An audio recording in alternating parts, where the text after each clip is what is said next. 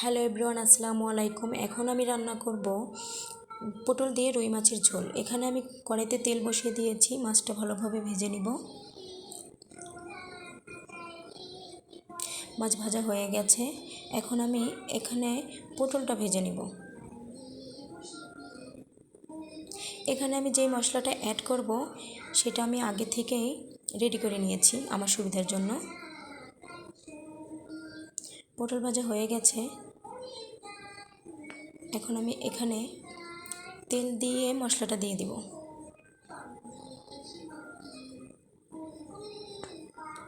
মশলাটা আমি ভালোভাবে কষিয়ে নেব। সামান্য পরিমাণ একটু পানি দিব। মশলাটা কষানো হয়ে গেছে, এখন ভেজে রাখা পটলটা আমি দিয়ে দিয়েছি।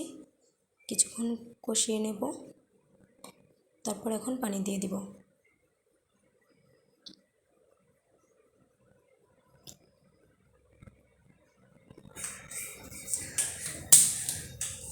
এখন তরকারিটা বলক আসছে, আমি এখন মাছটা দিয়ে দেব।